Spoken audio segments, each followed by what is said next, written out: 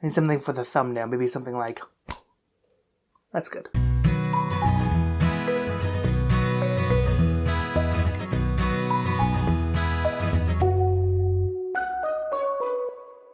Hello everybody, I'm Ian with Bored Feelings, and this is going to be the start of a mini-series per se as I wrap up 2021. We'll be discussing a few different top 10s, a few different things of 2021, and it's all going to culminate into my top 25 of all time. And these videos in general are going to be very casual and low-key, just kind of me talking. I'm going to try to limit as many cuts as possible, just to make it easy to upload. Now, caveat with this specific list, and this list is top 10 surprises of 2021. These are games that, for whatever reason, surprised me, either positively or negatively. In fact, I have 5 positive surprises and 5 negative surprises, and I'm going to be alternating them throughout the list until I get to the most surprising game to me.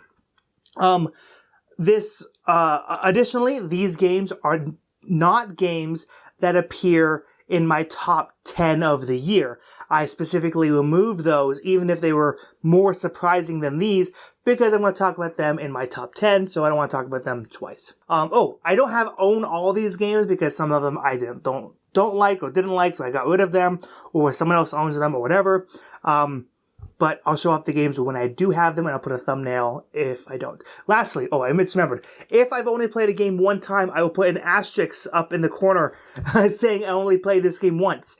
Because sometimes I play a game and I'm like, I don't want to play that anymore. Or I just recently played it and haven't gotten a second play in yet, but I know it's going to be good, so I'm okay with that because it still surprised me based off my initial play. So let's get rolling.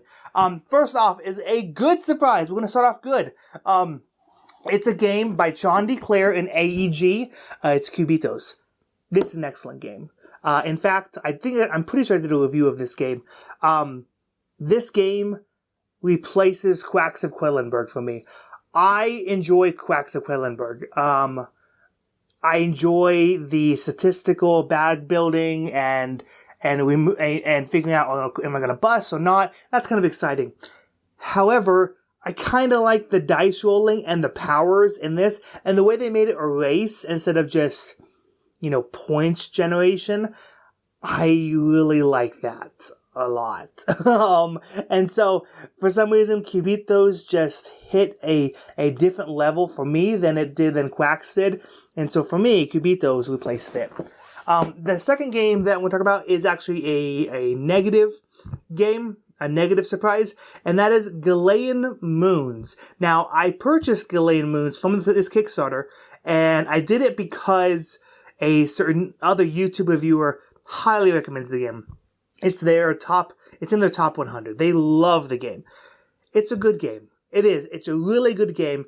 I would call it like Ticket to Ride, the area control game, because essentially you're collecting cards until you have a certain colors of the cards, and then you play those cards to then take, control an area. And how many cards you need to play depends on the area, and if someone else controls it, if they're defensive, stuff like that. It's very simplistic in a good way. It's a really good game, but as far as area control games, I just like games that have a little bit more meat on them than Galilean Moons had. It's a good game. After, I think I played it 4 times. After that many times, I was just kind of like, I think I'm okay to get rid of this. It's not something I'm looking to get played, so let's just get rid of it. So, good game. I would recommend it. It just wasn't quite for me. The next game is going to be 60 Second City. This publisher, I'm going to mention, is called Buffalo Games and Puzzles. This is a 2-player cooperative, real-time city building game. I purchased this, I believe, at Target, and I believe it costs like $10 or $15. Essentially what you're doing is every round, I believe it's played over 5 rounds. It's been a little bit since I played it. And I've only played it once, as you can tell. It's played over, I believe, 5 rounds, and basically each round you have different objectives, like make sure you get this number of residential blocks in a single connected space or whatever. And real time, you may be taking tiles and basically domino tiles, flipping them over and then putting them on the board. And it's really exciting. It's really fun. It's pretty simple, but with the production quality, because it has wooden, like, domino tiles. Not dominoes, but you kind of get the idea. And I think it just accomplishes exactly for what it needs to do, especially for the price. So I really enjoyed 60 Second City. The next one is, again, a negative, and this one hurts me a bit because it's a sequel to a game that I really love. It's I don't want to spoil my list, but it's really high in my favorite games. And when I got this game and I played it with a friend, I was a little disappointed. And that is Dinosaur World. I really don't know what to say about this. I've only played it once. I will say that. I think I know it's a good game. I'm just trying to figure out if I think it's a good game for me. When I played Dinosaur Island, I loved it. Granted, it was early in my board gaming career when I played it, so my tastes have changed a bit. But I still love that game. I still play it, and I still enjoy it. When I played this, something just didn't click. I'm not sure what it was. I don't know. I honestly just don't know why this one didn't jive with me as much as Dinosaur Island does and has. So I plan to play it again. I want to play it again a lot. Well, not a lot. At least a few more times before I make a final decision, because I have all the expansions as well. And so I want to see what it is about this game, why it doesn't quite jive with me. So, Dinosaur World, a negative surprise, but I've only played it once, and I really want to see what the deal is with it. Maybe there's something more than I initially thought. So, and I've also heard the higher player counts is better, so will definitely want to get it at least 3 or 4 players and see how it plays then. So, Dinosaur World, unfortunately a negative surprise. Next one I don't own. It's I've just played it the other day, and I was really taken aback by it. Seven Wonders Architects. So I'm not really a fan of Seven Wonders. I've played it, I think, 3 or 4 times, and it's fine. My problem with the game, I think this kind of, it's too complex to be like a simple game, and it's too simple to be a complex game. It's like, that's just a midway game. No, because I feel it's not gamey enough for I don't want to sound like it's a good game. It's just not a game for me. It's too complex. Like, the iconography is just a lot to remember, a lot to take in for a first time play, but it's also not complex enough for somebody who's really, plays a lot of games. So it's this weird middle ground for me, so I don't quite like it. Seven Wonders Duel is another game that I really like, but I've never purchased it personally because I don't know if it'll ever get played. Architects, though, it's kind of a sweet spot for me. Yes, it's lighter than Seven Wonders, but I think where Seven Wonders, the original, was kind of this middle ground, I think Architects is a good swing. Like, make it lighter, make it quicker, make it faster, and you have a perfect game. So I think it actually fixes all the problems that I think I had with Seven Wonders original. So yeah, that was number 6. Number 5 is another game I don't own.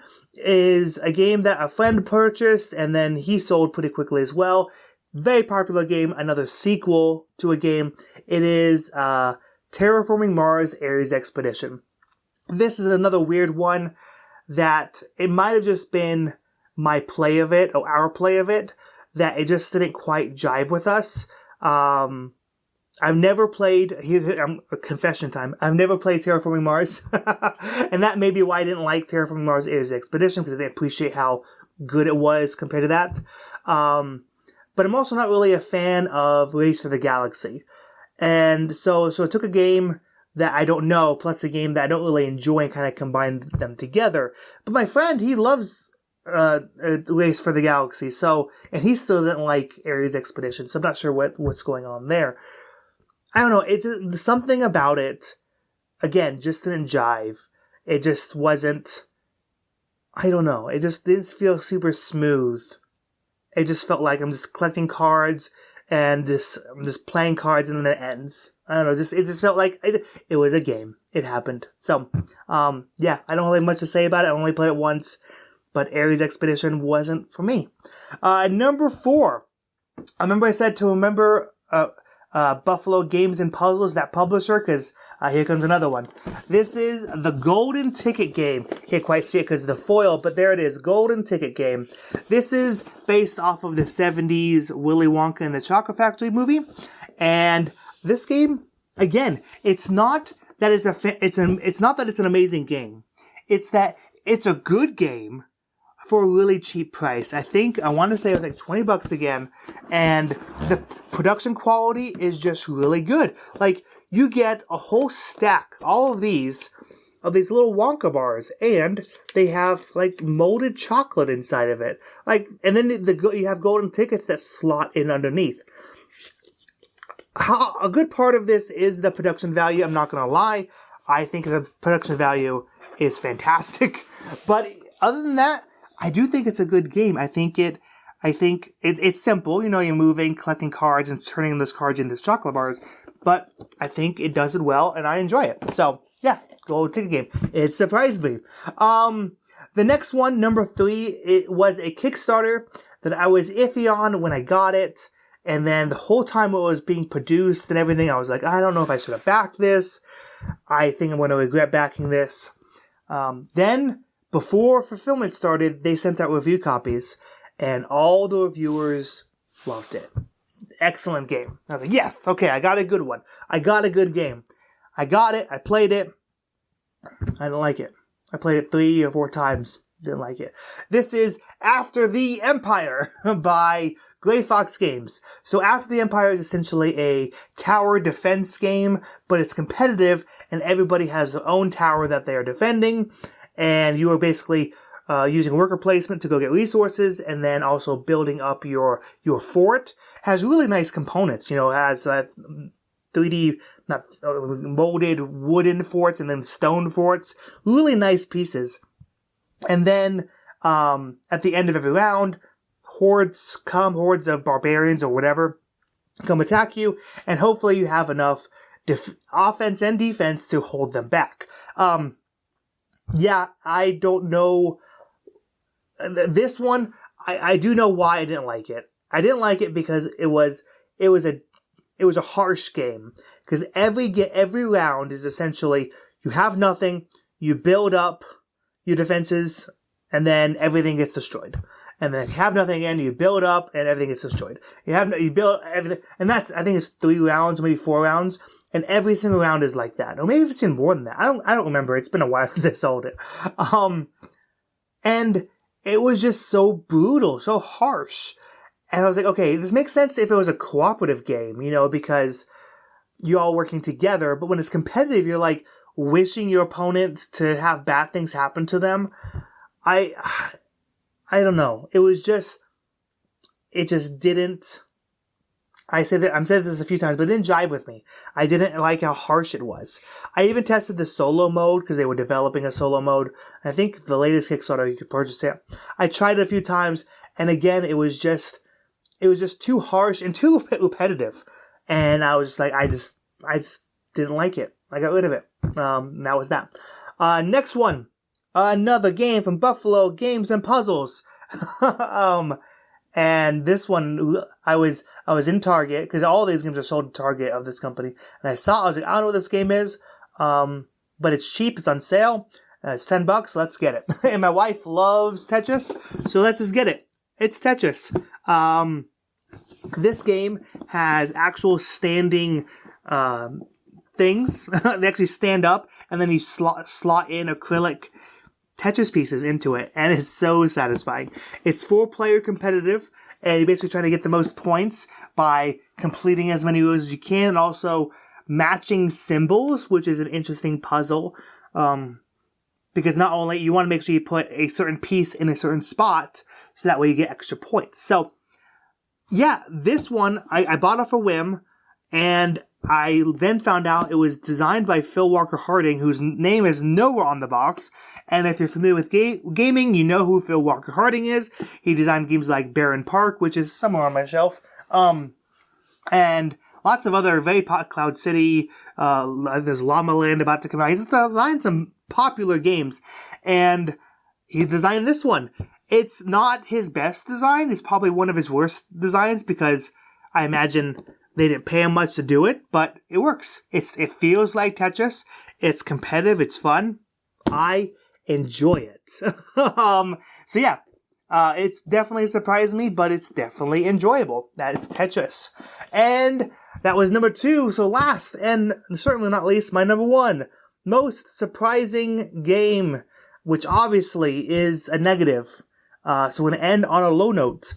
That's Destinies by it's Lucky Duck Games. This game, I didn't own it. I didn't back it or anything. A friend of mine did.